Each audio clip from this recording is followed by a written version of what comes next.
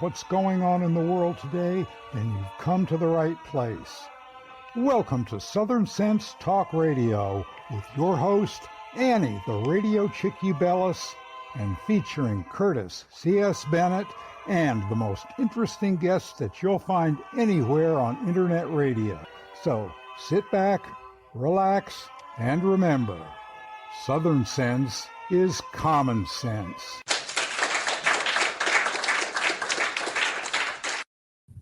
And welcome to another adventure here on Southern Sense Live. If you watch on our channel, southernsense.net, I'm your hostess with the least mostest, the Radio Chickadee, Annie, along with my so courageous co-host, Curtis C.S. Bennett. Good afternoon, Curtis. How are you? Busy. We had early voting that started like a week and a half ago, and we breaking all kind of records. We just never seen anything like this before. They're coming by the hundreds. Yeah, we're getting the same thing here in South Carolina. Early voting started on the 21st. Mom, myself, and my husband went early voted because we've got disabled here. We were able to go into the parking lot. 5 minutes later, we were done. They were running it very efficiently. But we're going to be talking about the elections with the one and the only, my friend Hans von Spakovsky from the Heritage Foundation. He was also a former Federal Elections Commission member. And some of the problems that are popping up, are we better off than 2020? We're going to be asking him if 2024 is any better. And what problems does he see, and whether the solutions for problems that he sees still arising. So we got a lot to talk about. We also have my friend Hannah Davis. She originally was with Heritage, and Fair US stole her away. And she's doing a marvelous job over there. We'll be talking about her, how immigration is affecting the elections here also. So we got a jam-up show today. Tuesday is the final day for voting, Election Day. And we're expecting a huge turnout. Even though we have a large turnout with early voting, we are going to see people by large numbers showing up on Election Day. I'm very hopeful. I'm very prayerful. But what we'll be talking about is some of the discrepancies that are popping up all last minute and just swarming the swing states. So, like I said, we got a lot to talk about and a lot to do. Yeah, so far I think we've had like 60 million Americans vote so far. So I think the number is higher than that. From what I was watching, we may have 10%, more than 10% of registered voters, which is highly unusual for early voting. I'm hearing somewhere close to about maybe 1/3 have already voted early. So yeah, there's a lot to talk about in this, and there's a lot hanging on this. I'm seeing even on social networks, the mud that's being slung, the things that are being said in certain things, especially in local elections. It's gotten down and dirty. Here in the county I live in, I've been battling my county council on a sales tax referendum, insofar as much as that it may be proven in the end that the referendum may be invalid, not presented according to the law. And that did not go over too well. But it's on the ballot. I'm pretty sure it's going to be defeated. But if that is the case and it is defeated, I'm already talking to my state representatives and senators in amending the current law so it's not ambiguous. So people understand what I'm talking about, depending upon how your local municipalities handle ordinances and referendums. Here in my county, my state, a referendum comes in an ordinance. Ordinance is presented to the people. It's read in a public meeting. For us, it's a county council meeting in my county. Others may be a parish or whatever it is, or city. But it's read to the public and read into the public meetings on 3 separate occasions. Must be at minimum 2 weeks apart from each other. What they did was they followed possibly the letter of the law, but not the intent. And I've already talked to an election attorney about this. They presented the ordinance with only one referendum. There were 2 referendums in it. one for a sales tax, and one to pay for the projects ahead of time in the sales tax by raising a bond issue, a general obligation bond issue. Now, if you're taking $515 million of the taxpayers' money to pay for a bond issue, plus interest and fees over a 10-year period, that's a huge chunk of money for the taxpayers to be liable for. They never read it 3 times. They never put it into the meeting minutes, having it read 3 times. They read it once. And the only way I found out it was on the ballot is I went to speak to a group about the sales tax. I pulled up the sample ballot the day after they were open to the public, and I saw the second referendum. And I went back over every single county council meeting, went through the videos, I spent hours doing this, and checked to see the exact moment when it was read in. And 3 times they read the sales tax in, but never read in the general bond issuance until the very last meeting. And they get shoved in the voters' face last minute. They know nothing about it. Well, we've been on a huge fight here. Went into Hawk myself personally to pay for signs that we planted. 350 signs I paid for, planted countywide. Another group using the same design, because the gentleman who made one of the signs, he himself was the creator. It's his property. Go ahead. He's letting me use it. Let them use it. Total of 650 signs. Wow. Yeah. And I've been going before various groups speaking about this. So, folks, elections are not just the national stage. It's also the local stage. What happens locally will affect everyone around you, your community, and it goes up. If they can see they can get away with something on a local level, what makes you think they won't try to pull that on the national level? Oh, wait a minute. Yes, they're already doing that, aren't they? For decades. For maybe centuries, I would say. But this is where you have to be, you the voter. It's important that you do get out and vote. Bring people with you. And make sure you're all registered to vote legally, but legally vote. And I'm just telling you that, just get out there and get your voice heard. This has got to be a MAGA wave. There's no other way to put it. A MAGA wave. Yeah, I was going to say, hopefully everyone votes the American way. Yes. Well, with that said, we do have a great dedication. So I want to go ahead and get that started. Today's dedication, and this is a little bit extensive. It's going out to 4 individuals. Today's dedication is going out to Deputy U.S. Marshal Thomas M. Weeks of the Charlotte-Mecklenburg Police Department in North Carolina, Police Officer Joshua Iyer of the North Carolina Department of Adult Correction, investigators Samuel Peloche and William Alden Elliott. Their end of watch was Monday, April 29th of 2024. The chief of police in Charlotte held a very emotional news conference on the shooting that claimed the lives of 4 officers. Chief Johnny Jennings was joined by Governor Roy Cooper along with other state officials in offering support for the law enforcement community. Michelle McConaughey is in the W Area Live Center with new information. Michelle. Yeah, that press conference just ended moments ago, but we now know the names of all 4 that were killed. We know the Samuel Peloche and Alden Elliott of the Department of Corrections. They were both killed. Joshua Iyer was a Charlotte police officer, and U.S. Marshal Thomas Weeks, he is with the Fugitive Task Force. So those are the 4 officers that were killed. They were attempting to serve a search warrant on Monday to Terry Hughes for possession of a firearm by a convicted felon. When they got to a home there in Charlotte, they were met with immediate gunfire. Hughes was shot and killed in the front yard. Also, we are learning 4 other officers were hurt in this. We have their names as well. Chris Tolley, he's in the hospital recovering. Mike Giglio was released. Jack Blowers was also released. And Justin Campbell, he was not shot, but he broke his foot. He is also recovering out of the hospital. Charlotte Police Chief Johnny Jennings was so emotional at this press conference. Take a listen.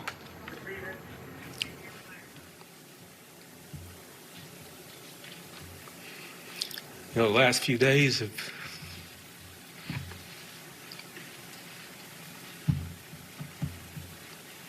it's just been very tough.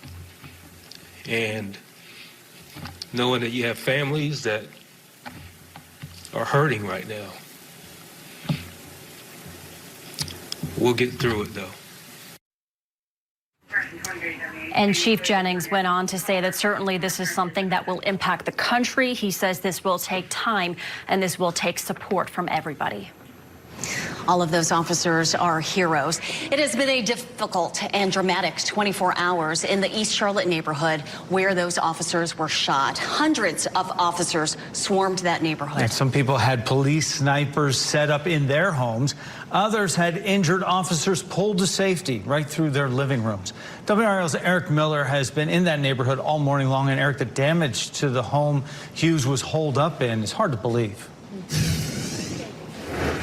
Jeff, it really is extraordinary damage and extraordinary stories from these neighbors. Neighbors tell me this damage you see right here was actually caused by a SWAT vehicle ramming the front of the building. You can see it completely pulled it to pieces. There's shattered siding, broken brick, personal belongings left scattered everywhere in this front yard. This East Charlotte neighborhood today dealing both with a broken home and broken hearts. Tuesday morning, it's still hard to believe. It was just gunfire. Even for people like Tyler Wilson, who had a front row seat. So at one point, there was probably 10 or 15 police and marshals in our backyard, some in our bedrooms. I opened the doors and let them just come through the house. Wilson shot these videos as police swarmed through his yard. Shots coming from every direction, rolling even as an injured officer was pulled through his living room. It's one of those situations where you just black out. You just go into fight or flight mode. The bullets started flying just after 1 p.m. as a U.S. Marshals task force worked to serve a warrant to this man, 39-year-old Terry Hughes Jr. The bullets didn't stop for more than 2 hours. Hundreds of rounds shredding the side of the house Hughes was holed up in, some bullets hitting too close to home for neighbors. You can tell, like, there were shots fired. There's a bullet that penetrated right here. Jay Chun lives just next door. He says he'd just gotten home when police arrived and when his father started shooting this video with his cell phone. There were officers right here by my vehicle. There were like at least 2 officers by my back door. By the time the shooting was over, 4 officers suffered fatal wounds, including CMPD's Joshua Iyer, Sam Pelosi, and Alden Elliott, and a deputy U.S. Marshal. Hughes was also killed.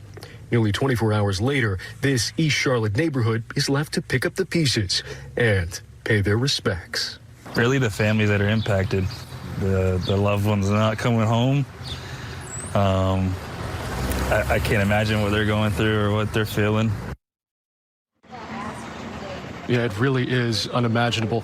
The other thing that we've heard out here from neighbors today is people who were honestly grateful, thankful, despite this damage, that there were officers willing to put themselves in harm's way here. Again, so much happening as this story develops. We'll stay on top of it. I'll send it back to you in the studio.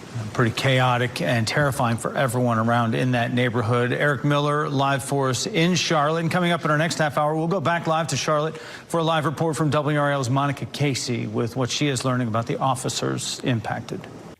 Words simply cannot express the impact of this event to the law enforcement and the first responder community. Before our speakers come to share with you today, I want to take just a moment to recap the events of the last nearly 24 hours. On Monday, April 29th, 2024, members of the United States Marshals Fugitive Task Force were attempting to serve an active felony warrant on a male in a home in the 5000 block of Galloway Drive. During the encounter, the male discharged a firearm, striking multiple officers. These officers requested immediate assistance. As additional officers responded to help, the gunfire continued and more officers were struck. The male suspect exited the residence with a firearm and was shot by law enforcement officers in the front yard of the residence. In total, 8 law enforcement officers were struck by gunfire. These officers were rushed to area hospitals. 3 of the 4 injured task force officers were pronounced deceased at the hospital. On behalf of the entire Charlotte Mecklenburg Police Department, our condolences go out to the Department of Adult Corrections and the United States Marshal Service. We grieve with you, and our prayers are with you. One of the 4 injured CMPD officers, Officer Joshua Iyer, a 6-year veteran of the Charlotte-Mecklenburg Police Department, fought for his life for several hours before succumbing to his injuries yesterday evening. A law enforcement procession escorted Joshua to the medical examiner's office late last night. The investigation into this incident remains active and is being led by the CMPD Homicide Unit. Many details remain uncertain at this point. Our speakers this morning include Chief of Police, Charlotte-Mecklenburg Police Department, Johnny Jennings, Director of the United States Marshal Service, the Honorable Ronald Davis, Governor of the great state of North Carolina, the Honorable Roy Cooper, Attorney General of the great state of North Carolina, the Honorable Josh Stein, the Mayor of the City of Charlotte, Mayor Vi Lyles. We will take questions at the end of all of the speakers, so please hold them until then. First up, Chief Jennings. Thank you, Lieutenant. Obviously, the past nearly 24 hours have been heavy on the Charlotte-Mecklenburg Police Department, the Marshal Service, but heavy on our community and heavy on our country. You know, we shared yesterday that there were a total of 8 officers shot while performing their duties yesterday to simply serve a warrant. Unfortunately, 4 of those officers succumbed to their injuries. I want to recognize all of those officers. The North Carolina Department of Adult Corrections, Samuel Pelosi. North Carolina Department of Adult Corrections, William Alden Elliott. CMPD Officer Joshua Iyer. And Deputy United States Marshal Thomas Weeks. Also, I mentioned the other officers that were injured and shot while performing their duties as well. I want to give an update on those officers and their names and how they're doing. Officer Chris Tolley is an 18-year veteran of the Charlotte-Mecklenburg Police Department in recruit class 149. He underwent surgery last night. He's still recovering in the hospital, but he is in stable condition. Officer Mike Giglio, a 3-year-old CMPD veteran and member of the recruit class 188. He was treated with a gunshot wound injury at the hospital and released yesterday. Officer Jack Blowers has been with CMPD for 1 year and a member of the recruit class 194. He was also treated with gunshot wound injuries and released yesterday. Officer Joshua Campbell, who was not shot but been with CMPD since 2020, a member of recruit class 186. He was treated for a broken foot and he was discharged this morning. I can't tell you how much I'm grateful for these officers and their heroic act. We saw what I mentioned yesterday, officers going into the line of fire to save their brothers in blue who have gone down in the act of trying to keep our community safe. To me, that's truly heroic when you hear the gunshots and the rapid fire and they're running directly into it because they know that there are people that need help and they risk their own lives to do that. As I mentioned also, this is continuing to be an active and ongoing investigation. There's going to be some answers that aren't going to be able to be given, some questions that will linger at least until we are able to get this investigation a little bit more complete. But I will tell you that there are, we talk about the U.S. Marshals Fugitive Task Force. There are 16 agencies that are involved in that task force. CMPD is one of those agencies. We currently have a sergeant assigned to that task force who was on the scene as well. Our investigators have worked through the night. The house is still being processed. You have to understand the amount of evidence that's going to be collected, probably well over 100 rounds of gunfire, or of projectiles and casings that will be collected. But what I will say is that we did recover so far on the scene an AR-15 rifle, a 40 caliber handgun, and also additional magazines and ammo that goes both with the AR-14 and a .40 caliber handgun. We do know that the suspect that was shot and killed was the individual that the warrant was for and was going to be arrested for possession of firearm by a convicted felon. And we are still working through additional parts of that investigation. 2 females that were inside the residence that I mentioned yesterday who came out eventually, they are fully cooperating with the investigation.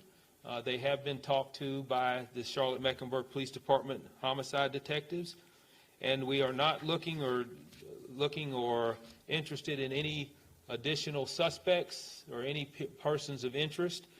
We feel like we have everyone involved that was at the house that we need to speak with. Also, indication right now is that 12 CMPD officers fired their service weapon during this incident. All 12 of those officers have been placed on administrative leave and will also continue to be investigated as far as interviews, both internally and within the criminal and internal investigation, which is standard for an officer-involved shooting. So this is certainly a tragedy that's going to impact, I would say, our country for a very long time. It's a scar on Charlotte, but a scar that won't heal. We're a resilient profession and a resilient city, and we will certainly get through this. But it will take time, and it will take support from all of our community as our officers continue to keep our community safe even through this tragedy. So thank you, and I'll turn it over back to Lieutenant Petrus. Thank you, Chief. Our next speaker is the Director of the Marshal Service. That's Director Ron.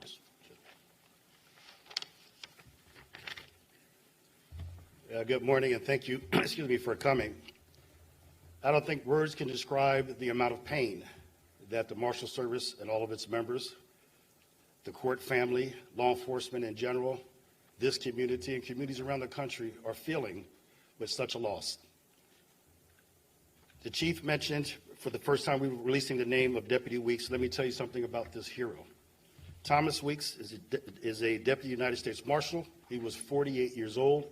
He is survived by his wife, Kelly, and has 4 children.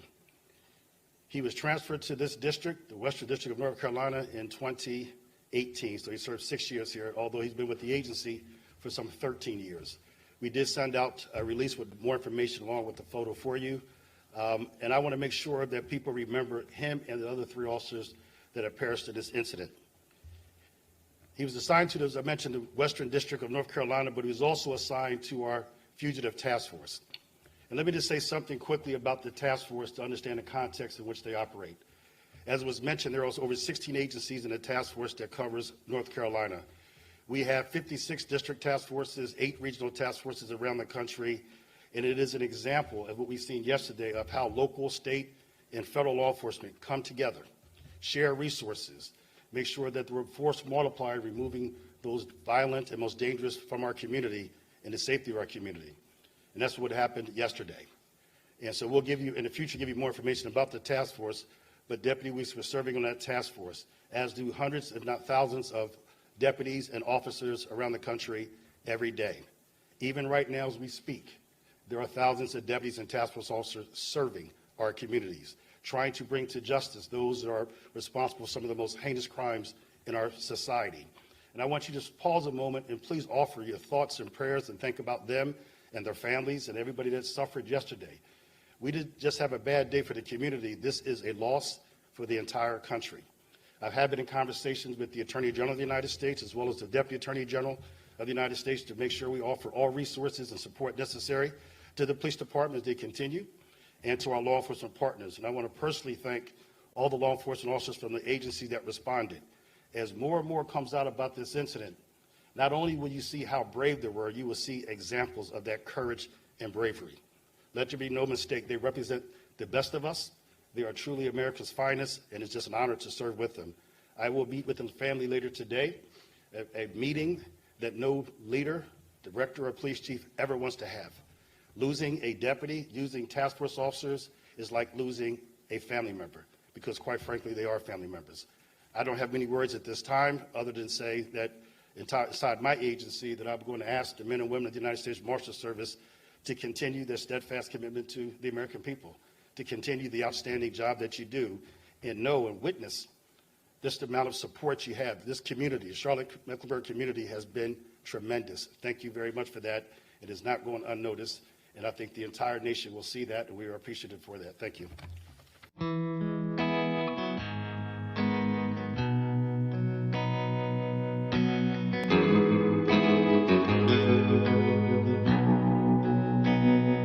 Let it be said, when we finish this race, we kept them free, we led with grace. Let it be seen,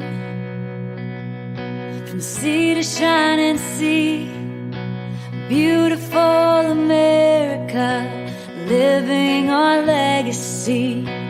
Oh, father, mother, sister, brother, oh, we gotta learn to love each other. Oh, for the soul of the nation, for the next generation. Let us be known as people of honor, humble and bold, faithful through fire. Let us hold firm to our convictions with wide open hearts, eager to listen. Oh,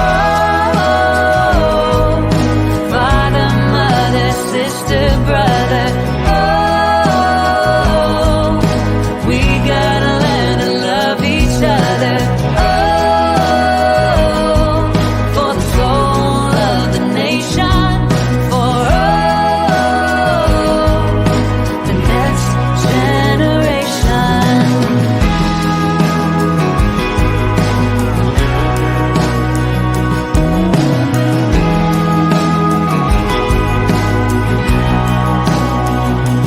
Let us make room. Let us reimagine, welcoming voices with true compassion.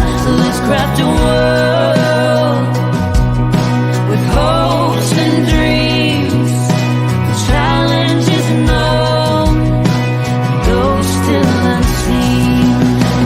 Oh, father, mother, sister, brother, oh, we gotta learn to love each other. Oh, for the soul of the nation, for the next generation.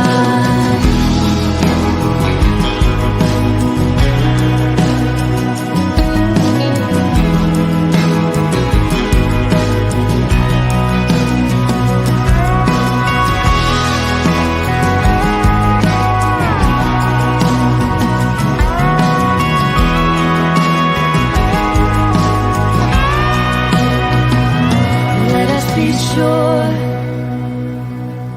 when our time has come, we gave them hope, we made them strong. Let it be said, when we finish this race, we kept them free, yeah, we led with grace. Oh, father, mother, sister, brother, oh, we gotta learn to love each other. Oh, for the soul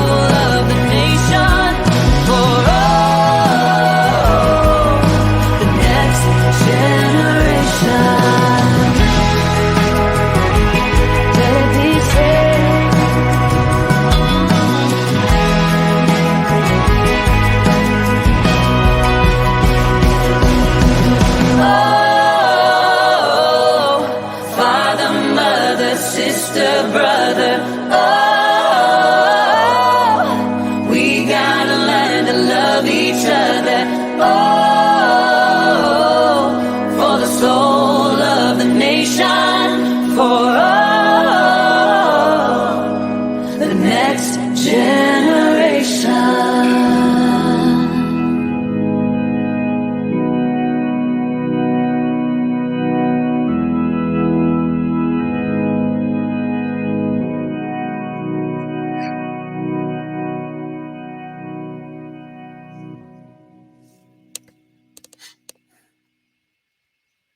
All right, and we're back. That was Tiffany, Soul of the Nation. Want to thank Tiffany for letting us use that song every week with our dedication. And you're here listening to Southern Sense live on, I don't know, Facebook, Twitch, LinkedIn, YouTube, X, our homepage, iTunes, Stitcher, Spreaker. I don't The know. world over.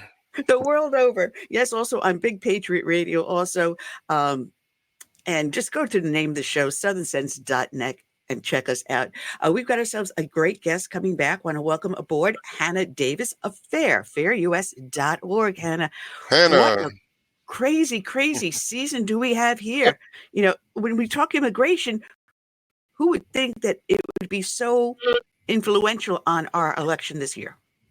Yeah, and just a few days away, it seems to be one of the biggest talking points both sides of the aisle are using during their campaigns and during their rallies. And I think it shows how big of an issue it's become across the board. You know, it's not just a border state that cares anymore. It's everyone. I think most elections, they mention the economy, they mention gas prices, but I've never seen an election where immigration's at the forefront like it is for the one. Well, I have a friend of mine, former INS agent. You know, we don't call him INS anymore, right? The Department of Homeland Security, or whatever. ICE. Yeah, ICE now. And he says it correctly. Every state, if you think about it, is a border state. Every state has an international airport. Every state has access to international trade. Every state is a border state. And I think that has finally hit Americans home, because it's hitting them in their backyard. It's hitting them in the pocketbook. It's hitting them where they work, where they go to school, where their kids play. It's hitting everywhere. And I think that is why it's become such a huge issue. Yeah, you're right. I mean, we just had a really big tuberculosis report come out through FAIR. And I think it really highlights not only the medical side of it all, how these kids are going to schools, and, you know, something that was seemingly almost eradicated in the US now. It's not only just affecting, you know, the crime rates are up and prices are higher, and the waits at, you know, hospitals are longer, but you'd have to go to those places to recognize that, but it's infiltrating us all across the nation just through medical side of things. That we have a TB rate that's like higher. So we have certain states that have TB rates higher than countries overseas now because of mass illegal immigration. So it's affecting every single aspect of people's lives. And especially as states across the country continue to pass sanctuary city ordinances, they're going to see, you know, no ICE cooperation with detainer requests, things like that. I mean, it's really going downhill, and it's affecting everyone. It is. And I was talking about this when it first became a huge issue. Actually, when we started the show, good Lord, 14 years ago, I was talking about this issue, where it was cases of diseases, as you said, that were eradicated. Measles, rubella, leprosy. Yeah. There were instances of leprosy coming in Los Angeles as they were dealing with the illegal immigrant population there, where we would never see a case of leprosy before. And as you mentioned, tuberculosis, smallpox, all these things. And now that they have these threatening commercials where grandma may be giving the little baby the disease, instead it's the illegal immigrant that may be working in the cafeteria in the school or in Walmart. Walmart is hiring illegal aliens courtesy of our U.S. government, allowing them to. So you think you're going to be safe going to an American store, but you're going to be interacting with the illegal aliens no matter where you go. And you don't know who these people are because their backgrounds have not been checked at all. So we have this group, and I'm married to a Cuban and I can't speak Spanish. Tren de Aragua. Yeah. All right. That is popping up, not just in Aurora, Colorado, but we have now large gangs in Texas, and they're spreading nationwide. And you wrote a great article about this. Did we just lose Hannah? I think her screen just froze. I lost you guys for a second. Yeah. I mean, you were there with this really silly grin on your face, and I'm going, I think a camera froze. Photo It's a cute time. grin. It's a cute grin. Yeah, TDA. If you can't pronounce Trinidad, I have a hard time spitting it out too. I just call it TDA. They're across the nation. They've got strongholds in Florida and Texas. Very big strongholds in Denver and Aurora. I mean, they're kicking down apartment doors in Aurora. I like to focus on Colorado just because the local community is trying to downplay it so badly. You've got Governor Polis out there in Colorado. You've got the mayor of Colorado. They keep acting like nothing's going on, but it's very evident that it is. And I actually praise the VP and the presidential nominees, Trump and Vance, for shedding light on it. They're not letting up. They're bringing it up at their rallies. They're creating Operation Aurora. They're talking about it. They're talking about it on the mainstream media, really trying to highlight just how insane the infiltration of TDA is. I mean, we've got gangs in schools now. TDA is trying to recruit middle schoolers out in Texas. I mean, it's absolutely insane what's going on, and it's all because of the open border. And until we close a border, until something changes along federal policy lines, it's going to only get worse. And I say that every other month when I'm on here, and I always think maybe it can't get worse, but it does. It always gets worse. And imagine what it's going to be like if we have another 4 years of an open border. You know, we talked about MS-13 when they rose to the prominence, but this is MS-13 on steroids, where MS-13 was mostly about street gangs selling drugs or prostitution. This is just the complete takeover of entire neighborhoods, the economy of an entire neighborhood too. Some talking head would say, "Oh, it's just a few apartment buildings." One apartment is one too many, much less the entire building. I mean, this is an individual who owns an apartment building. That's their livelihood, and they're there to help make their tenants as comfortable as possible. But that's not possible anymore if you allow a gang like this wholesale freedom to commit any crime they choose. When you have young kids as young as 9, 10 years old walking down the street carrying firearms and robbing people, just playing the tag game just to see if you can knock the person down. This is where now the children are being recruited, and what type of an adult will they grow up into? Yeah, and what type of environment are they going to be raised in? Yeah, that's a great question. I'm actually, you know, I've followed Raddatz, Martha Raddatz, the ABC commentator. I mean, she's annoyed me since I was a child, but I never thought she'd say something as silly as what she said. And I'm really glad she actually said it, because JD Vance put her in her place. You know, he was like, "Martha, do you hear yourself?" And I'm really glad she said it on such a massive news outlet, ABC News. It wasn't on something small. He wasn't on Newsweek. He wasn't on a small podcast. I mean, this went out to the millions of people. And I really hope he made her look ignorant to the cause. And just the fact that she even thinks just having one apartment complex or a couple of small complexes taken over is okay is absolutely asinine. And I mean, you mentioned the management who owns the apartment complexes. I mean, there's been a battle between the management and the state and the city about who should own it, because they can't take care of it anymore. It's been completely overrun by the TDA gang members. And you've got management being beat up, you know, for not taking bribes, you know, being pummeled. And they had to take to social media and say, "I'm not going to be used as a political pawn or a pundit. You know, this is what's happening. I'm sick of people downplaying the situation. It's going to come to a city near you." And you mentioned MS-13, and they are not as active anymore and not as much of a threat, but they still are. I mean, we've got some really angry parents at school board meetings across the nation, mainly in Virginia and Maryland, that are saying, "Hey, we can't have MS-13 gang members, you know, going to school here." And then you've got the issue I mentioned earlier about Texas, where the TDA, which is a much more violent gang, much more surrounding themselves away from drugs and more so in crime and extortion. You know, they're trying to recruit middle school students. They're trying to get them when they're young. And they're not even waiting for, you know, college or young adults. They're waiting for those young kids, and they're trying to recruit them. And the fact that they even think that they have the gall to come here illegally and then, you know, engage in criminal activity and then try to recruit our children is just absolutely insane. Something has to change. And until it does, I hope that political commentators will keep mentioning it and keep being shedding light on the situation as a whole, because you're right. I mean, where are we going to be in the next 4 years if things don't change? Yeah. You know, I'm sorry, Chris. I was just going to say, just imagine the people that are forced to remain in those apartments, the fear and terror they live in, day out. These become an actual war zone. So even if we were to call in the National Guard or anyone to do a wholesale takeover of those apartments, there's hostages. Mm-hmm. And the tenants are angry. I mean, Cindy Romero, she went on Fox News and she felt forced to move out because there were people wielding and brandishing weapons in her hallways or kicking down doors. And these TDA members, I mean, they are violent.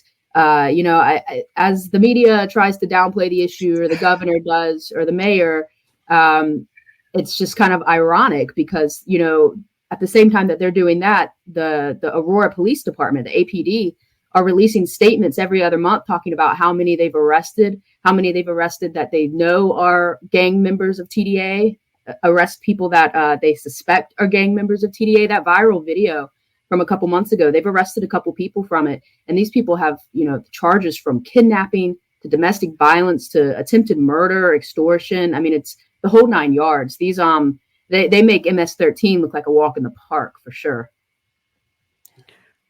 Go ahead, I just want to say, I don't know what the elected officials in DC or even at the local level are smoking up there, but they need to get off their duff and do what they were elected to do, their job. And if they don't, this country going to end up being another narco-terrorist state. We have to use everything that we have legally at our means, even if it's the RICO Act, to come, go after these folks. They went after the mob, and that seemed to work. But I'm just saying, I can't see how a local sheriff could allow this to go on in his county. Yeah, and the sheriffs are upset too. I mean, they say that their hands are tied. Going back to ICE detainer requests, you've got entire counties that aren't honoring ICE detainer requests and have to release these criminal illegal aliens out onto the streets, and the sheriffs are just as mad as the citizens. They're like, we can't do anything. This is a statewide ordinance or a countywide ordinance, and we have to abide by that. And to go back to the people you said smoking up in DC, I do think that they know that they're wrong. There's no way they wouldn't know that. I think they have to. It's a hardline issue. It's a very polarizing and political issue, and they are on a certain side of the aisle, and so they have to just abide by the rules of their playbook. Anything else would probably get them ostracized. I think it comes down much more to something like that. There's no way they don't realize what they're doing is wrong. There's no way they don't realize that tuberculosis is rampant in our states. We've got crime rampant. People are being deported 5 times over before they commit a heinous crime, and then they're arrested. They know that's wrong. I think that they don't care because it hasn't affected them yet, but they should care because it's affecting their constituents, and that's the issue.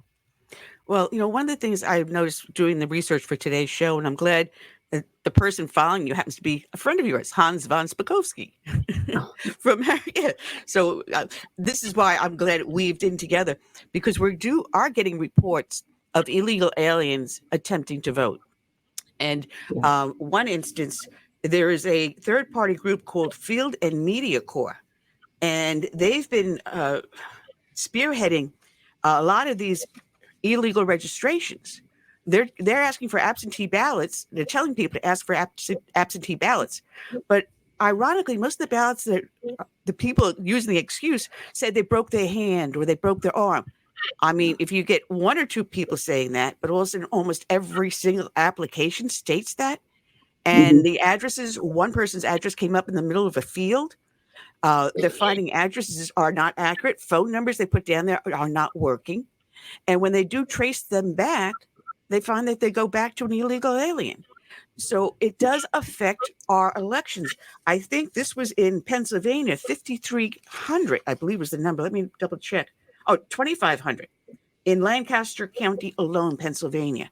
Pennsylvania is a swing state. So if they're doing this in Lancaster, imagine what's happening in Philadelphia, Pittsburgh, and other areas that are important for a swing state.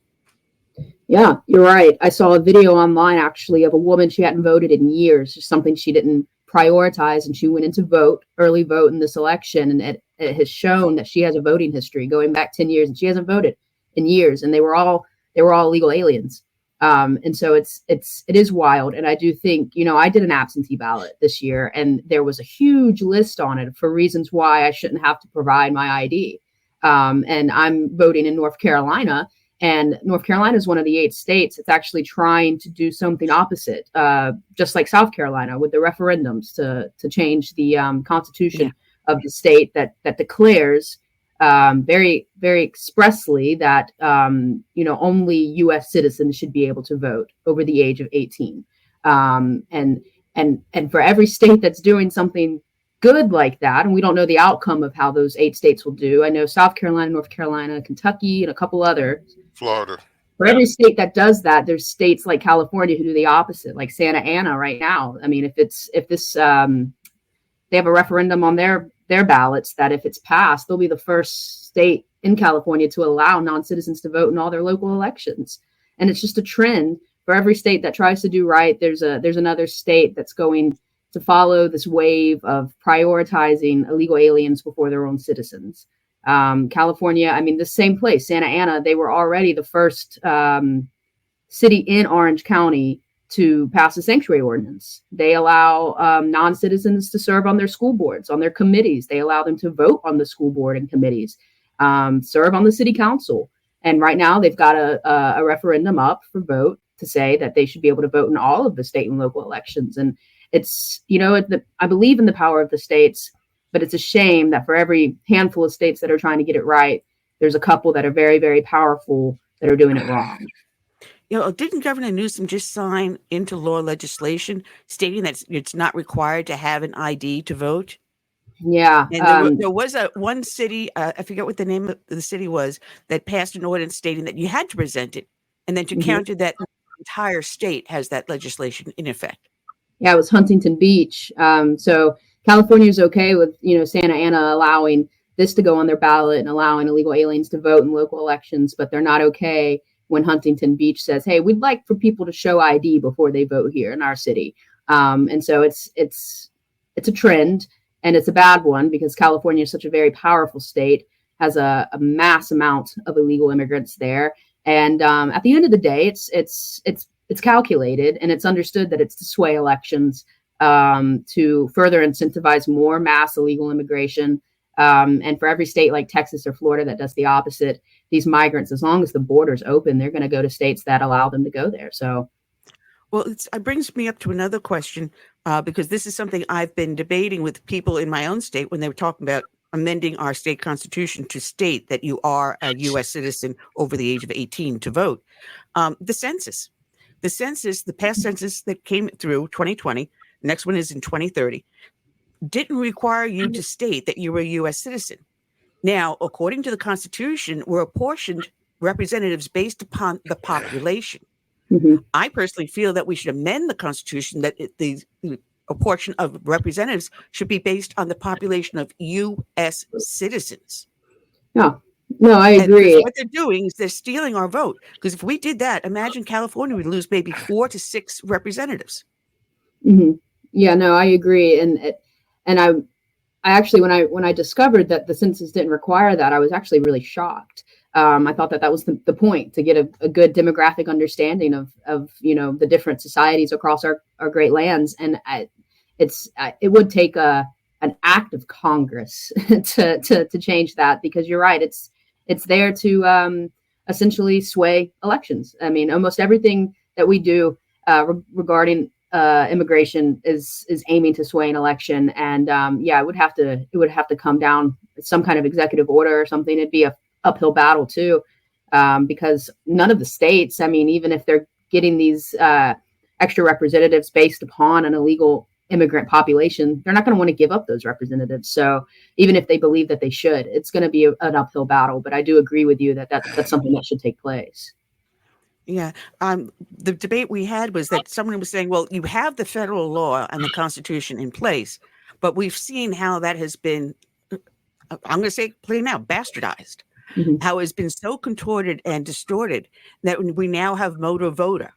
So you don't even need to show that you're a U.S. citizen in order to get a U.S. driver's license. It doesn't have to even say on the driver's license that you're a U.S. citizen. Well, in some states, we're changing that. But at this point, you walk in, you get a driver's license. You don't even have to prove that you're a resident.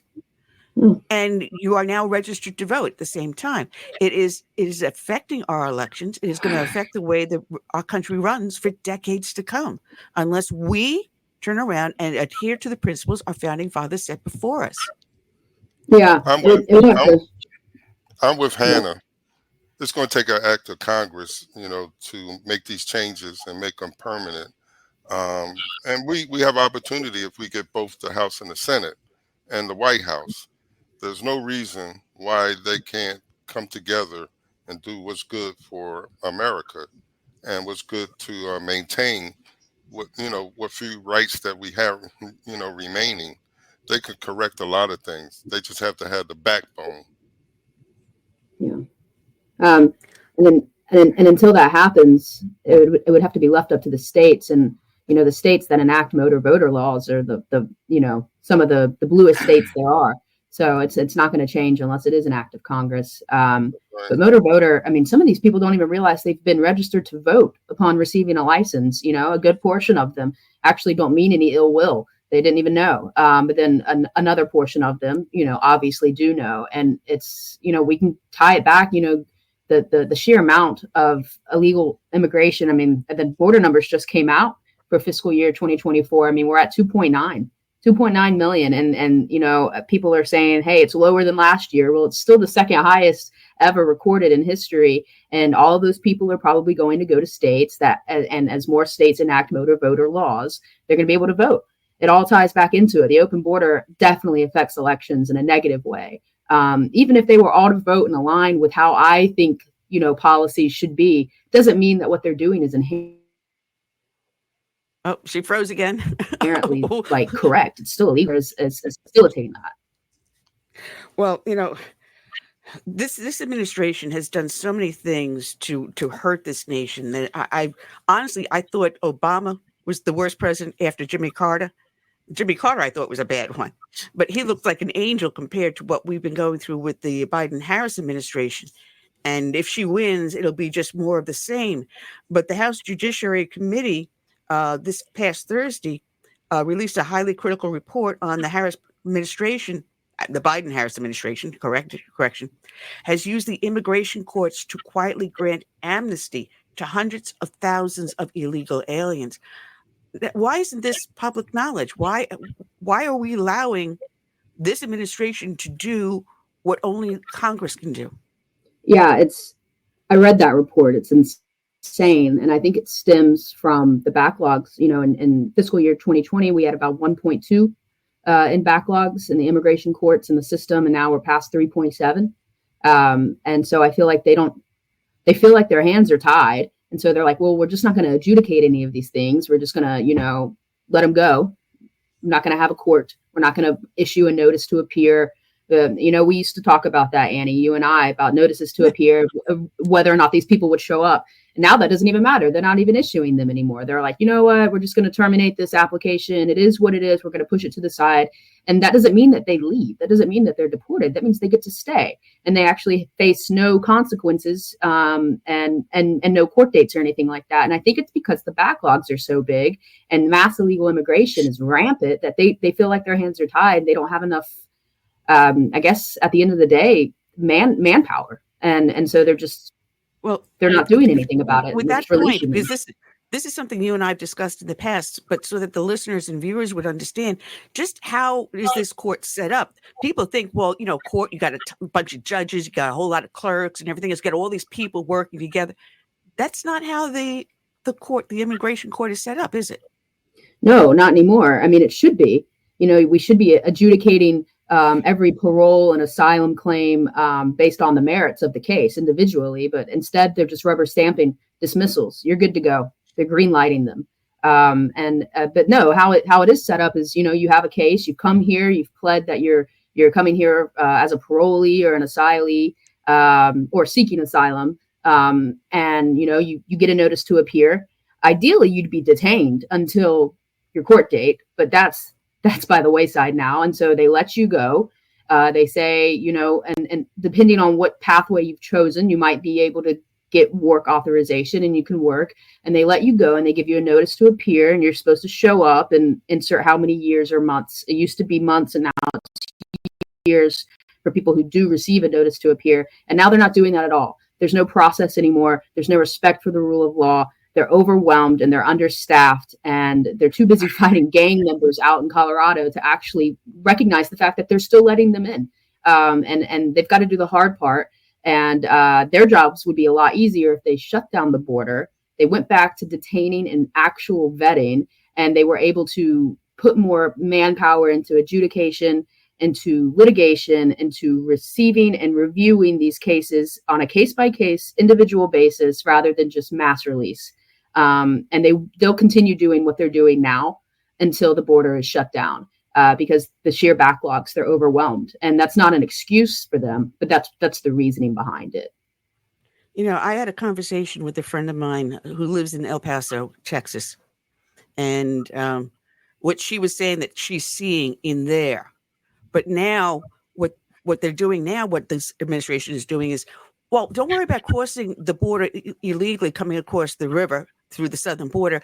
You can either come across the northern border, or if you check in on this little app that we have for you, and we'll tell you where to go, and we'll fly you in.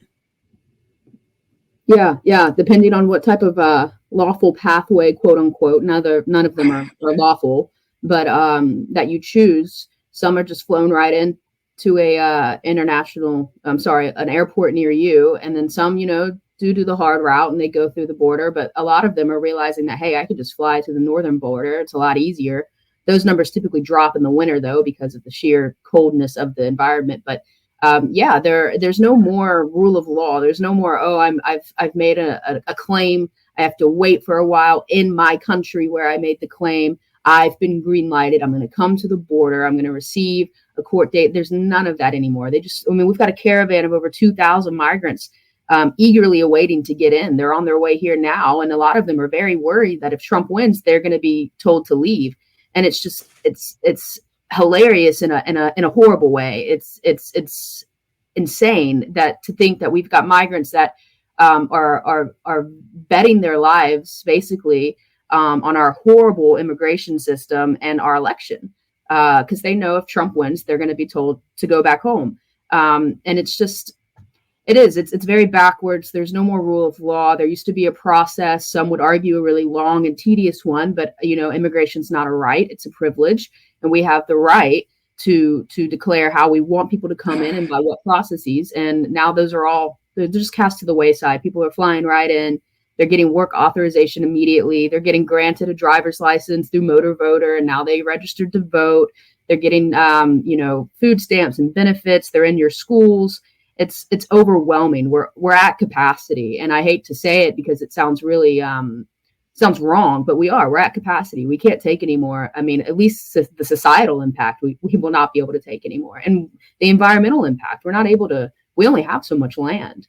Where are these people going to go? And it's overwhelming. It's overwhelming for sure. Well, that's the whole idea, overwhelm the system and let it crash, which is what we're seeing happen right now. And people turn around and say, well, you can't deport all these people. But go back to history. President Truman did that. And it's not me being insensitive, but the program he had was Operation Wetback. Yeah. And he then went out, actively sought out illegal aliens, and then legally deported them. And I think Trump is going to model his program after what Truman did. Yeah. We need to declare it. And a lot of people, yes, will self-deport, but we have to go through the diehards and just say our border, our nation should be sovereign. Yeah. And self-deportation is the way. A good percentage will go because of that. If they have no incentivization to stay, they're not going to. But it's the ones that came in. It's the 2+ million gotaways that have come in across the time span that Biden and Harris have been running our immigration system, that they're not going to leave without a fight. They don't care if you de-incentivize a reason to be here. the citizens are their reason to be here. They want to infiltrate our streets with drugs. They want to try to recruit our children from their schools. And as long as we're here, they're going to want to be here. And so, yeah, you're right. It was an insensitive term that he used, but Operation Aurora is something that Trump has touted off, saying that it'll work, and it will. I mean, it's basically inherently just a roundup game. Apprehend, detain, and leave. Well, Hannah, I'm going to bring someone on so you can say hello before we say goodbye. Sure thing. Just a second. Bringing on Hans von Spakovsky and a former colleague of yours, Hannah Davis, who left you for FAIR. Shame on her. Well, we forgive her. FAIR does great work on this issue, and we often work with and coordinate with them. So, yeah. Well, Hannah, thank you. God bless for the hard work you do. And people can reach you at fairus.org. We'll talk to you soon. Thank you. Take care. All right, Hans. Welcome aboard, Hans. And man, as you can see, what's going on with these elections and how certain things are affecting it. And I pulled up something a friend of mine had written, former CIA. And he has something called And Magazine. I don't know if you know of him. But he's saying that now in Pennsylvania, they uncovered this group called Field and Media Corps. Right. Have you heard about them? Yeah, I have. And they're apparently responsible. We now have multiple counties throughout Pennsylvania reporting that they have received literally thousands of what look like fraudulent voter registration forms. And that particular organization, apparently, it's claimed, is the organization that's been submitting these. Yeah, they're going out there and they're having people submit, or they're submitting, because the signatures on there and the witnesses are often the same. Right. A lot of them, what flagged them in Lancaster County, as I understand the article, is that vast majority of them said, oh, I broke my arm or I broke my hand. Well, you can have a small handful, no pun intended there, that will claim that injury for a reason to vote absentee, but to have almost every single one that comes across. And then they started to check through Social Security numbers and driver's registrations, and the data just wasn't matching. Right. Nothing was matching.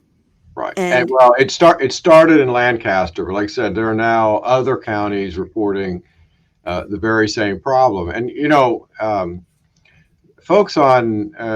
some folks will be out there and say, oh, well, this is no big deal because they've been caught. Well, yeah, some of them have been caught, but how many have gotten through? That's the issue. And if places like Philadelphia, which does not do a very good job of running its elections, if they're not catching these, well, then once a fraudulent registration has made it into the system, you've got the potential for someone using that fraudulent representation to vote either in person or through an absentee ballot. And certainly like in Philadelphia has this long history of voter fraud cases there, not only in person, but involving absentee ballots too. So that this should concern everybody, frankly, no matter which side of the political aisle you're on.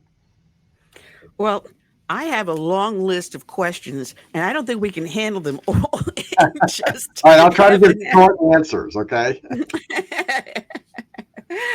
Well, I got into a huge debate on social media because here in South Carolina, we have a constitutional amendment on the ballot, a referendum, to mandate that if you register to vote, you must be a U.S. citizen over the age of 18.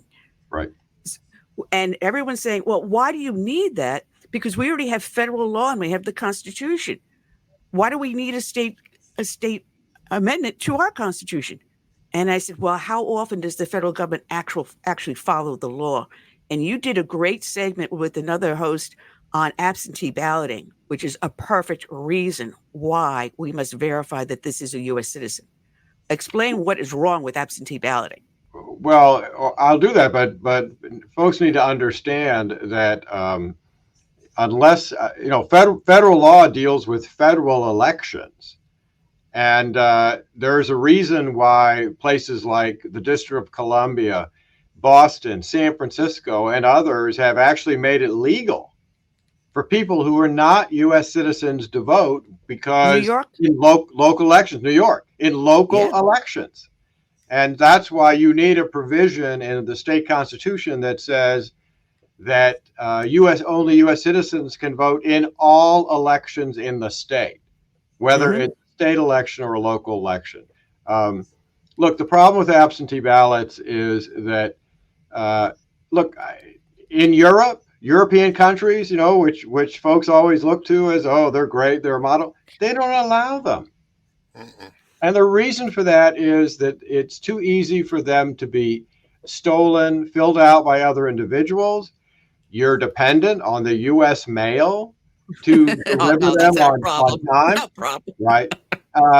And also, look, they put voters in the position of potentially being pressured and coerced in their homes, something that can't happen inside a polling place. And that's why, we may need absentee ballots for people who are so physically disabled that they can't make it to a polling place, or who are going to be out of town, except that the out of town excuse doesn't work very well anymore because we have early voting now everywhere. And there are very few people who, in Virginia, for example, early voting starts 45 days before Election Day, with the exception of maybe military personnel or people who work for the U.S. State Department. How many people are going to be out of town for that entire 45-day period? Not very many. Right. Not very many. But when I think about the overseas voters, there are people who are voting absentee ballot overseas that have never resided in the United States, much less the state that they are voting in. And I think Michigan is a perfect example of inviting anyone to declare that they need a ballot from Michigan to vote in our elections. Yeah, and that's a problem. That's something a state should not allow. It's not required by federal law. What federal law says is, if you are an overseas member of the military or a military family, if you're an overseas American civilian, you do have a right to vote by absentee ballot in the last state that you resided in before you left the country. That federal law does not require states to allow somebody to vote in their state because they say, well, I'd like to claim Michigan as my residence, even though I haven't lived there. And I don't know why any state would want to allow people who aren't residents of the states and have never been a resident of the state. Why would you want to allow them to vote in your election? That makes no sense. Hans. Yes. We've had two major Supreme Court rulings this week. I think it pertains to Pennsylvania and Virginia. As far as this topic we're talking about, right? What kind of impact is that going to have, and is this applicable to all the states or just those two in particular, about having people on the voting rolls that shouldn't be? You know, it may not affect the election if it's unless it's really, really close. But let me tell you, this was a very important decision. What we're talking about here is that Virginia, after announcing it had removed 6,303 aliens off their voter rolls. And I keep hearing folks in the mainstream media saying, oh, these people, they don't really know that they were aliens. Wrong. These are all people who self-identified as aliens when they went to get driver's licenses. But Virginia was sued by the U.S. Justice Department saying, you can't do that. You can't take these aliens off the voter rolls. They got a judge to say to Virginia, yep, DOJ is correct. It probably doesn't surprise you all to know that it was a judge appointed by Joe Biden. Nah. They appealed the decision, and they got an emergency order from the U.S. Supreme Court on Wednesday saying, no, that lower court decision has stayed, which means Virginia does not have to restore these aliens to the voter rolls, which is, look, the amount that they were told they would have to put back was about 1,600. Will that make a difference in Virginia? Probably not in the national election. But the danger of, if that court order had prevailed, is demonstrated by, I'm sure you all saw what just happened in Michigan, right? a Chinese student went in, registered, they handed him a ballot, and he voted. And only after he voted did they realize, oh, well, wait a minute, he's not a U.S. citizen. But by then, the ballot was in the ballot box. They couldn't pull it back out. And that's what could have happened in Virginia. And in some elections, local elections, the votes are just a handful are ones that pass. Right. So can I give you another quick example from Virginia? Go ahead. Listen, in the last decade and a half, Virginia is a big state, but in the last decade and a half, Virginia has had 2 statewide attorney general races decided by less than 1,000 votes. Mm-hmm. Less than 1,000 votes. That means those 6,300 aliens that took off the rolls, that could have made a difference in that statewide election. Now, it's easy to cheat, but it's hard to detect. Now, why is that? Why does that have to be that way? But well, it doesn't have it's state by state.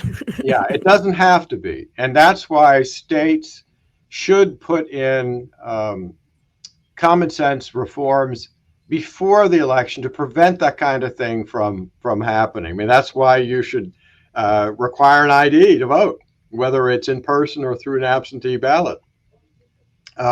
Places like California and New York, you know that in California and New York, also in the District of Columbia, where I am, where my office is, you don't need an ID to vote.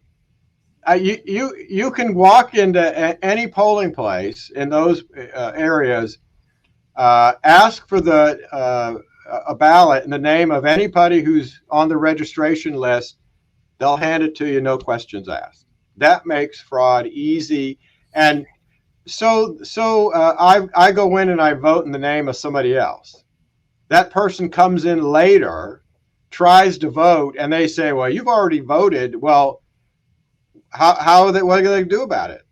I didn't have to show an ID, so they have no idea who I was. So there's nothing they can do about it. And that's one of the problems in places like New York, California, District of Columbia. By the way, the District of Columbia also, legalized aliens. They can vote. All you have to do is have lived here for 30 days. That you realize what that means? If Vladimir Putin came to the District of Columbia and stayed in his embassy for 30 days, he could vote in local elections. Which means any member of that embassy, if they've been there for 30 days. That is exactly right. Or any embassy. It's suicidal to me to do these things. It is. And I think they must be anti-American. Yeah, I think it is. You know what I think really drives them. This is all coming from, like I said, one side of the political aisle is they apparently believe that they will get the overwhelming majority of votes from people who are not U.S. citizens, and so they keep trying to legalize this because they think it will help them get elected and stay in power. Well, one of the things you've talked about in the past is what you call vote trafficking. Yeah. And how that deals with absentee ballots. And I was shocked to find that half of the states allow a third party to come in and collect absentee ballots. That's a really unwise policy for states to implement because, again, you're increasing the risks associated with absentee ballots. And look, the two of you know how risky that is because your neighboring state of North Carolina, remember, in 2018, had the congressional race overturned in the 9th district. Why? Well, because half a dozen staffers for one of the candidates were going around doing what? Collecting ballots from voters and then changing the ballots or filling them out and then delivering them. And there was enough cheating going on that they overturned the election. That's easier to do when you allow ballot trafficking, when you allow third-party strangers to pick up the ballots of voters at their homes. Well, one of the other things I find influencing the election is the money.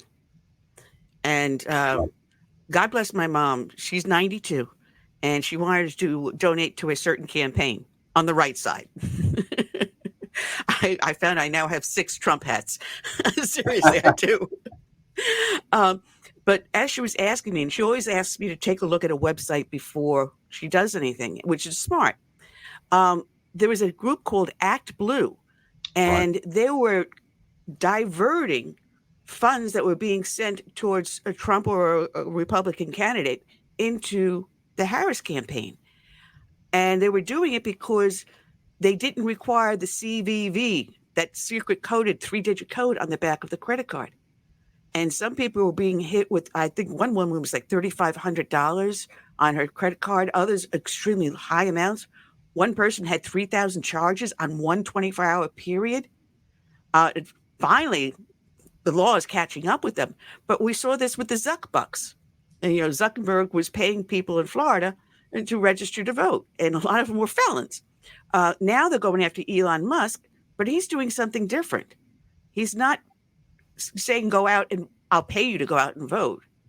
He'll just say, if you're a registered voter and you sign my petition supporting the First and Second Amendment, I'll put you in a drawing for $1 million. But now they're saying he's doing something criminal. I don't see how that's criminal. He's not. Okay. And they know it. The federal law is very clear, very straightforward. It says it's if you knowingly and willfully pay someone to register to vote, you've broken the law. But as you said, he's not doing that.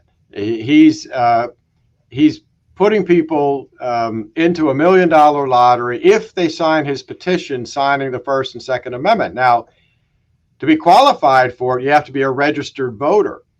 But he's doing this for people who are already registered. He is not paying them to register to vote. So he's not violating federal law. You all probably heard the latest. There was actually a hearing. They just had a hearing in Philadelphia because he was also sued by the Soros supported DA in Philadelphia, who claimed that he's running an illegal lottery. Well, that also is not a valid claim for the simple reason that the law in Pennsylvania is actually very clear. What the courts have said is it's only an illegal lottery if to participate in the lottery, you have to buy a ticket. In other words, you have to pay money. And of course, you don't have to pay money to get qualified for this lottery. So again, that is simply a frivolous lawsuit filed by a political prosecutor who's trying to get a lot of attention publicly and wants to try to scare Elon Musk off. And he's not a man that will scare very easily. No. Well, not only that, Elon Musk, with the money he has, I'm sure he consulted with his attorneys. And that's and they exactly said everything right. he's doing is legal. Yeah, no, he's got very clever lawyers, and they obviously have done a good job with this. I will tell you that you're only people in certain states can qualify for this lottery, and I'm disappointed that I'm not in one of those states. Otherwise, I would sign up for it. Well, one of the things that you've been a proponent for is banning any private funding into the elections. And I was shocked to find that private funding was directly affecting the election boards. I thought that's something that the government runs. Well, that's what Zuckbucks were. Zuckbucks was private funding going to election officials all over the country. Now, fortunately, this year, about 2/3 of the states have banned private funding. But unfortunately, it's still legal in a couple of places. So, we'll just have to see what happens with that. Well, on the Heritage Foundation, you have an election integrity scorecard where you keep Correct. track of what's going on. And you also have samples of different cases that are being prosecuted for election interference and election. I'm trying to think of the word. The word just went right out of my mind. Election fraud. It's a great tool that you have there. But one of the things that I've been talking to Hannah about, and I've talked to you about, is the census. how that affects our elections. Right. And a lot of people never really stop and think about it. They say the census comes.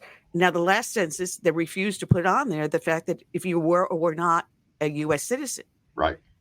And our Constitution states that our representatives are based upon the population, but it doesn't state population of citizens. I would be for.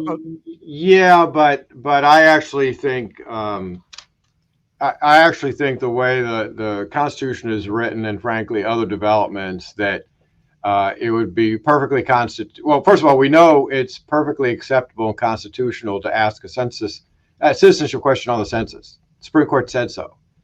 And I also think it's perfectly constitutional for Congress. They're the ones that establish the formula for apportionment. And I think they would have a perfect right to say apportionment, how many people each state gets in the U.S. House, is based on citizen population, not total population. And that's the way it ought to be, because when you base it on total population, you're including upwards of 20, 30 million. Yeah. People who are not U.S. citizens, and that distorts representation in the House. California would probably lose between 4 and 6 congressional seats if apportionment was based on citizen population. And that, of course, affects the presidential election, because how many votes you have in the Electoral College depends on how many members of the U.S. House you have. So California actually has more people, more Electoral College votes than it ought to have. So does New York, so does Illinois, both of which have large alien populations. Yeah, absolutely. Our state here, several friends of mine from my county GOP were instrumental in changing how we do our elections. But are we in better shape in this election than we were in 2020? Have you seen significant changes across the board that makes it a little bit safer, a little bit more confident? Yes, the answer to that is yes.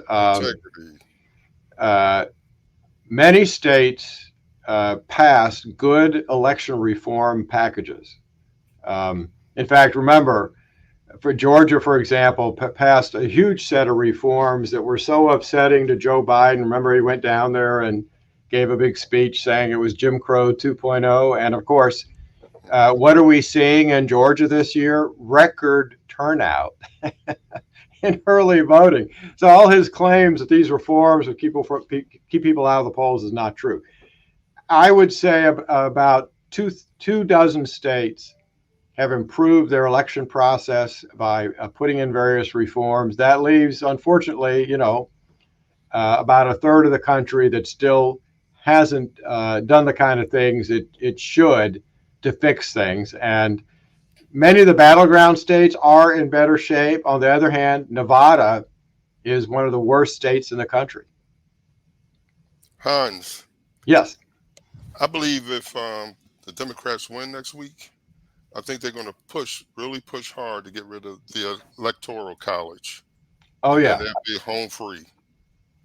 Yeah, no, you're absolutely right. And the reason they want to get rid of it is because they then believe that who will get to pick the president of the United States? The big urban cities on the East and West Coast, and the rest of the country they can just ignore. Now, what would happen if the converse happens, that Trump wins not just the national popular vote, but the Electoral College? I think all of a sudden that you're going to hear like crickets, wouldn't you? Yeah. The most interesting thing that could happen, which, good grief, this would be a historical event, is if there's a tie in the Electoral College, because that means that it would then go to Congress, and under our Constitution, the House chooses who is president and the Senate chooses who is vice president. And in the House, each state gets one vote. So they would have a vote within the state, majority wins, and then they cast one vote. In the U.S. Senate, where they would get to pick the vice president, each of the senators gets a vote.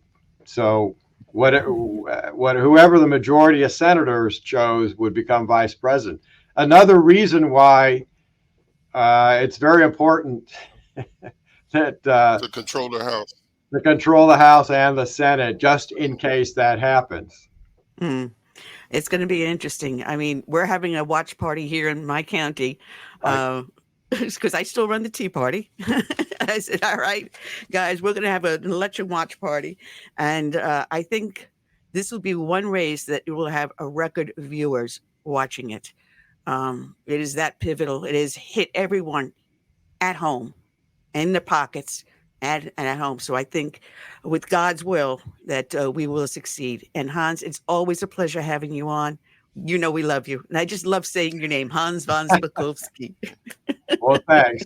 We also are having a watch party at the Heritage Foundation headquarters in Washington, D.C. So I'll be there also on election day. I'll tip my glass of All scotch right. to you then. People can find you at heritage.org and all the hard Correct. work you guys do. Thank you and God bless. Sure. Thank you very much. Bye-bye. Take care. Bye-bye. Hans von Spakovsky, check him out at heritage.org. I love having that man on. He and Hannah just did a jam up job for our show today. But that's what we got for today, guys. That's all we have. We will be back here next week, of course, after the elections. And of course, the elections will be on our mind and our discussion. I'm just pulling up my calendar to see who the heck I booked because I can't remember. Who we have on the 8th, we have coming in Mark Tapscott. And there's a question on who will be in the second spot. I have to double check that on my notes. But Mark Tapscott with the Epoch Times will be with us. And we'll be talking more election and how we fared in it. So Yeah, and we'll have a new president elect. yeah, and let us pray that God is watching and guiding as you go to the ballot box, because this is a pivotal election, folks. And what you say and do does matter. It really does. So with that, I want to say good night and God bless. Have a safe weekend. And remember, if you have not voted yet, get out and vote.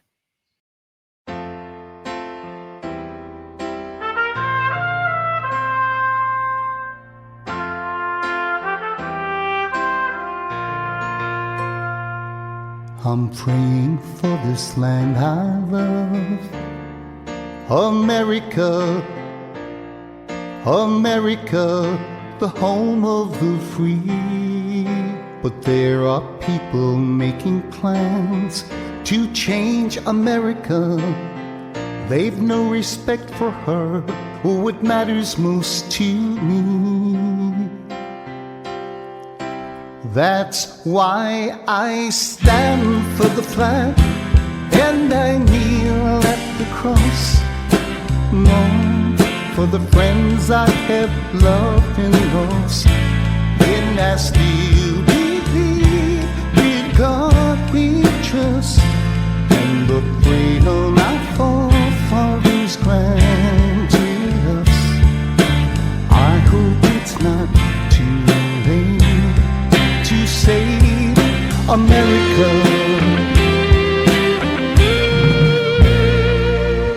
Do you hear our battle cry across America? We've got to rescue her. You know it's up to me and you to see the truth behind their lies. Don't change America. God bless America and the red, white, and blue. That's why I stand for the flag and I kneel at the cross. Lord, for the friends I have loved and lost. And I still believe in God we trust, and the freedom our forefathers granted us. I hope it's not too late to save America.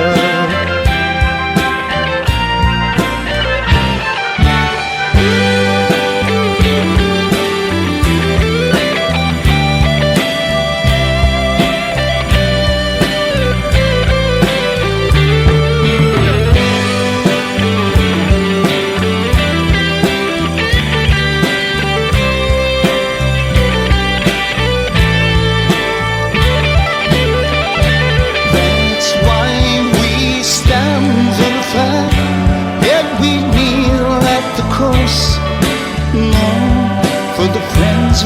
have loved and lost, and we still believe in God we trust. The freedom our forefathers granted us, we know it's not too late to save America. Save America. Let's save America. Together we can save America.